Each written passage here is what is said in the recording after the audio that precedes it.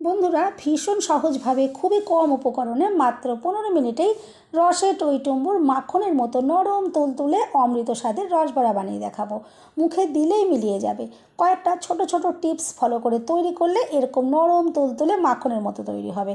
একটা দুটো খেলে মন ভরবে না। বেশি করে বানান আর পরিবারের সবাই মিলে মজা করে খান। সম্পূর্ণ ভিডিওটা দেখার অনুরোধ রইল। রেসিপিটা ভালো লাগলে লাইক শেয়ার কমেন্ট করতে ভুলবেন না। চ্যানেলটা সাবস্ক্রাইব করে আমার পাশে থাকার অনুরোধ রইল।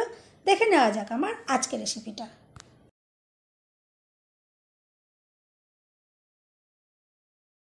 নমস্কার বন্ধুরা, আমি পাপড়ি পদ্মাবতী ফুড ক্রিয়েশনে আপনাদের সবাইকে স্বাগত। রসবড়া তৈরির জন্য লাগছে বিউলির ডাল। আমি এখানে দেখুন নর্মাল যে চায়ের কাপে আমরা চা খাই সেই কাপের 1 কাপ বিউলির ডাল আমি 3-4 ঘন্টা আগে ভিজিয়ে রেখেছিলাম। আর ওজন হিসাবে যদি বলি তাহলে কিন্তু এখানে 120-30 গ্রাম মতো রয়েছে।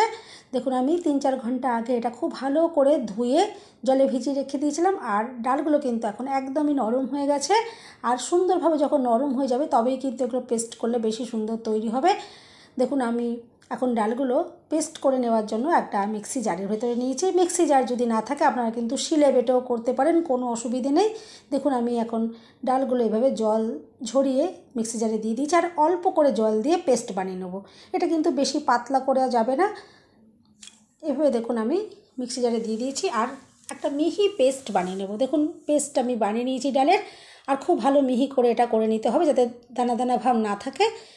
এরপর চিনি শিরা তৈরি করে নিতে হবে। তার জন্য দেখুন আমি একটা বাটির ভেতরে দিয়ে দিলাম 1 কাপ চিনি আর দিয়ে দিচ্ছি 2.5 কাপ মতো জল। এই চিনি শিরাটা কিন্তু পাতলা করে তৈরি করতে হবে। চিনি শিরা যদি গাঢ় হয়ে যায় তাহলে কিন্তু বড়াটা রস শোপ করতে পারবে না, তাহলে কিন্তু শক্ত তৈরি হয়ে যাবে। আর যদি চিনি শিরা পাতলা হয় তাহলে কিন্তু বড়াগুলো রস শোপ করে একদম নরম তুলতুলে একদম মাখনের মতো নরম তৈরি হবে। এভাবে দেখুন আমি একটা পাতলা শিরা রেডি করে নেব। আর সুন্দর ফ্লেভারের জন্য আমি এখানে 2টো এলাচ একটু মুখটা একটু ফাটিয়ে দিয়ে দিলাম। আর এরপর দেখুন নাড়াচাড়া করে যতক্ষণ না পর্যন্ত চিনিটা গলে যাচ্ছে ওয়েট করতে হবে। দেখুন এখন চিনিটা গলে গেছে আর খুব ভালো করে এটা ফুটে উঠেছে। এভাবে ফুটে ওঠার পর আমি আরও মিনিট 2-1 সময় নিয়ে খুব ভালো করে এটাকে জাল করে রেডি করে নেব। এখানে একটা পাতলা চিনি শিরা তৈরি হবে। দেখুন এখন চিনি শিরাটা একদম রেডি হয়ে গেছে। আর এভাবে চাপা দিয়ে রাখতে হবে চিনি শিরা যেন ঠান্ডা হয়ে না যায়। আর এরপর দেখুন যে ডালের আমি পেস্ট বানিয়ে রেখেছিলাম, ডালের পেস্টটা এখন ফেটিয়ে নিতে হবে। আর এই কাজটা কিন্তু হাত দিয়েই করতে হবে। হাত দিয়ে যদি আর ডালটা ফেটানো হয় তবেই কিন্তু বেশি সুন্দর এটা ফেটানো হবে। দেখুন আমি হাত দিয়ে খুব ভালো করে ফেটিয়ে নিচ্ছি। আর এখন দেখুন কতটা কম রয়েছে ডাল। আর যখন এটা ফেটানো হয়ে যাবে দেখবেন একদম বাটি ভর্তি হয়ে যাবে, একদম পুরো ফোমের মতো এটা তৈরি হয়ে যাবে, ভীষণ হালকা হবে আর এর কালারও কিন্তু চেঞ্জ হয়ে যাবে। তখনই কিন্তু বুঝতে পারা যাবে যে ডালটা ভালো করে ফেটানো হয়ে গেছে।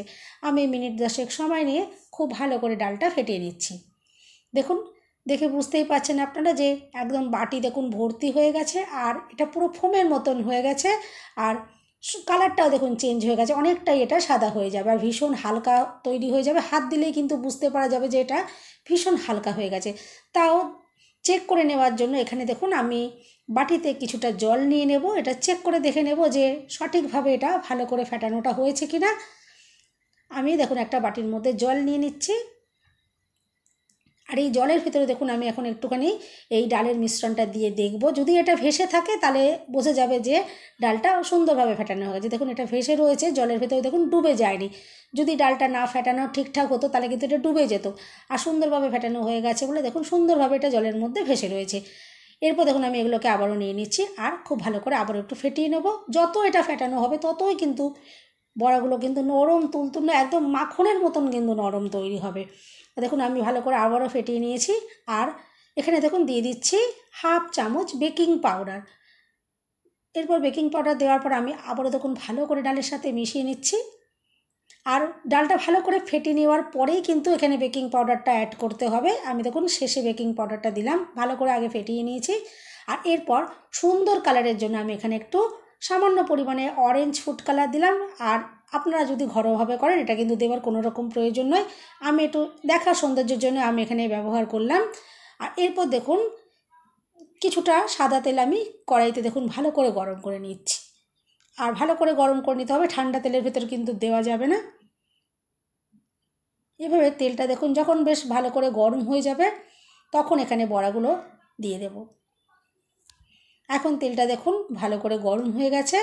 আর বড়াগুলো একটু ছোট ছোট করে দিতে হবে, কারণ যখন এগুলো রসে দেওয়া হবে এগুলো কিন্তু অনেকটাই ফুলে বড় বড় হয়ে যাবে। আর এখন কিন্তু গ্যাসের ফ্লেম আমি অফ করে দিয়েছি। তেলটা খুব ভালো করে গরম করে আমি গ্যাসের ফ্লেমটা অফ করে দিয়েছি। সমস্ত বড়াগুলো দেওয়ার পরে তারপরে আমি গ্যাসের ফ্লেম কিন্তু হাইতে করে দেবো। আর হাই ফ্লেমেই কিন্তু বড়াগুলোকে ভেজে নিতে হবে, নাহলে কিন্তু বড়ার ভেতর তেল সোপ করে যাবে। আর মজার ব্যাপার দেখুন, তেলে দেওয়ার সাথে সাথে বড়াগুলো নিজে নিজেই একা একাই কিন্তু এগুলো দেখুন উল্টে যাচ্ছে কী সুন্দর। আমাকে দেখুন খুন্তি দিয়ে নাড়তে হচ্ছে না, দেখুন এই বড়াগুলো কী সুন্দরভাবে উল্টে উল্টে যাচ্ছে। আর এই তেলের ভেতর দেখুন যতগুলো দেয়া যাবে আমি ততগুলোই দেবো, বাকিগুলো আমি পরে আবার ভেজে নেব। দেখুন আমি এতগুলো দিয়ে দিলাম। আর এরপর গ্যাস আমি কিন্তু জ্বালিয়ে দেবো। গ্যাসটা আমি অফ করে দিয়েছিলাম বড়াগুলো দেওয়ার জন্য, নাহলে বড্ডই তেলটা তেতে যাচ্ছিলো। আমি গ্যাসটা অফ করে দিয়েছিলাম, এখন কিন্তু গ্যাস আমি জ্বালিয়ে দিচ্ছি। আর হাই ফ্লেমে এই বড়াগুলোকে আমি খুব ভালো করে 2 পিঠ নাড়াচাড়া করে ভেজে নিতে হবে। আর খুব ভালো করে ভাজতে হবে। ভালো করে ভাজা হলে তবেই কিন্তু এগুলো খেতে বেশি সুন্দর লাগবে। দেখুন আমি খুব ভালো করে এগুলো নাড়াচাড়া করে ভেজে নেব যতক্ষণ না সুন্দর কালার চলে আসছে। খুব ভালো করে এগুলো যখন ভাজা হয়ে যাবে তবেই কিন্তু তেল ঝরিয়ে তুলে নিচ্ছি। দেখুন এখন সুন্দর করে এগুলো ভাজা হয়ে গেছে। এরপর ভালো করে তেলটা আমি ঝরিয়ে নিচ্ছি। আর তারপরে গরম চিনির শিরার ভেতরে কিন্তু এগুলো দিতে হবে। চিনি শিরা যদি ঠান্ডা হয়ে আসে তাহলে কিন্তু আবারও গরম করে নিতে হবে। আমি আবারও কিন্তু একটু গরম করে নিয়েছি। আর এখন এই গরম চিনি শিরার ভেতরে কিন্তু এই বড়াগুলোকে দিয়ে দেবো।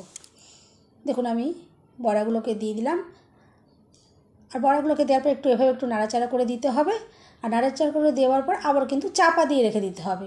দেখুন আমি চাপা দিয়ে রেখে দিলাম। এরপরে আমি আবারও বাকিগুলো দেখুন ভেজে নিচ্ছি। আমি একইভাবে দেখুন তেলের ভেতরে এগুলোকে দিয়ে দিলাম। আর এরপর এগুলোকেও খুব ভালো করে দেখুন ভেজে নিতে হবে। আর বন্ধুরা আরেকটা কথা আমি আপনাদেরকে বলে দিই, আমি এখানে যে পরিমাণে চিনির শিরাটা করেছিলাম তাতে কিন্তু কম হয়েছিল। আমি পরে আবারও ওই মাপের চিনির শিরা আবারও বানিয়ে নিয়েছি। মানে যতটা আমি চিনির শিরা বানিয়েছিলাম তার থেকে ডবল পরিমাণে আপনারা করে নেবেন। তাহলে কিন্তু এই যতটা পরিমাণে ডাল ভেজানো হবে তাহলে কিন্তু তবেই কিন্তু এই বড়াগুলোকে ভেজানো যাবে।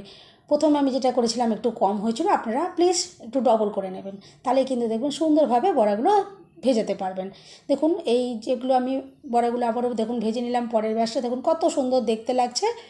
এগুলোকেও সুন্দর কালার করে ভেজে আমি তুলে নেব। বন্ধুরা রেসিপিটা ভালো লাগলে একটা লাইক দিতে কিন্তু একদম ভুলবেন না। চ্যানেলটা সাবস্ক্রাইব করে আমার পাশে থাকার অনুরোধ রইল। বেল বাটন ক্লিক করে রাখবেন যাতে আমি যখন নতুন ভিডিও আপলোড করব সঙ্গে সঙ্গে নোটিফিকেশান সবার আগে আপনার কাছে পৌঁছে যাবে। দেখুন আমি সুন্দর করে এগুলোকেও ভেজে নিয়েছি। আর এগুলোকে রসের ভেতর দিয়ে দেবো। আর রসের ভেতর দেওয়ার 15 মিনিটের মধ্যেই কিন্তু এগুলো একদম নরম তুলতুলে তৈরি হয়ে যাবে। 15 মিনিটের মধ্যেই কিন্তু এটা খাওয়া যাবে। সম্পূর্ণ রস ঢুকে একদম নরম তুলতুলে তৈরি হয়ে যাবে। আমি কিন্তু আপনাদেরকে এটা 1 ঘন্টা পর দেখাচ্ছি। 1 ঘন্টা পর এটা অনেকটাই ঠান্ডা হয়ে এসছে, কিন্তু এখনও অনেকটা গরম ভাব আছে। আমি তাও আপনাদেরকে দেখাই। দেখুন একদম নরম তুলতুলে একদম কি বলবো, ভেতরটা পুরো মাখনের মতো তৈরি হয়েছে। দোকানের পান্তুয়াগুলো ঠিক যেরকম হয় তার থেকেও কিন্তু এটা অনেক সুন্দর নরম। আর দেখে আপনারা বুঝতেই পারছেন যে কতটা নরম তুলতুলে তৈরি হয়েছে। আর কতটা অসাধারণ যে দেখতে লাগছে আপনারা দেখেই বুঝতে পারছেন। কি দেখে লোভ লাগছে? তো অবশ্যই কিন্তু বাড়িতে এভাবে আপনারা তৈরি করুন, দেখবেন ভীষণ ভালো লাগবে। এরপর আমি এগুলোকে একটু কেটে দেখিয়ে দেবো। দেখুন ভেতর থেকে যে কতটা যে নরম তুলতুলে, যে এতটা যে অসাধারণ নরম তুলতুলে তৈরি হয়েছে আপনারা কিন্তু না দেখলে বিশ্বাস করতে পারবেন না। দেখুন আমি একটু ভেঙে দেখাই যে কতটা নরম তুলতুলে হয়েছে। আর দেখুন একদম রস সোপ করে এগুলো একদম রসে একদম পুরো টইটম্বর হয়ে রয়েছে। আর এগুলো খেতে যদি শুরু করেন কখন যে এই 1 গামলি রসবড়া একাই খেয়ে ফেলবেন সেটা কিন্তু মানে বলে বোঝানো যাবে না। আর এতটাই যে সুন্দর টেস্টি তৈরি হয়েছে এটা কিন্তু বলে বোঝানোর মতো না, এতটা যে সুন্দর। দেখুন কত যে রসালো, রসে টইটুম্বর। আর যখন আমি চামচ দিয়ে এটা ভেঙে দেখাবো দেখবেন ভেতর থেকে পুরো একদম মাখনের মতো রয়েছে। মুখে দেওয়ার সাথে সাথেই কিন্তু মিলিয়ে যাবে। বন্ধুরা অবশ্যই এইভাবে আপনারা ট্রাই করবেন। আমি আশা করছি আজকের রেসিপি আপনাদের খুবই ভালো লাগবে। রেসিপিটা ভালো লাগলে একটা লাইক দিতে কিন্তু একদম ভুলবেন না। চ্যানেলটা সাবস্ক্রাইব করে আমার পাশে থাকার অনুরোধ রইল। সবাই সুস্থ থাকবেন, ভালো থাকবেন। দেখা হবে নেক্সট ভিডিওতে। ভিডিওটা শেষ পর্যন্ত দেখার জন্য সবাইকে রইল অসংখ্য অসংখ্য ধন্যবাদ। আর দেখুন বন্ধুরা কতটা যে নরম তুলো, দেখুন হাত দিয়ে আমি ভেঙে দিচ্ছি, দেখুন একদম মাখনের মতন ভেঙে যাচ্ছে। দেখুন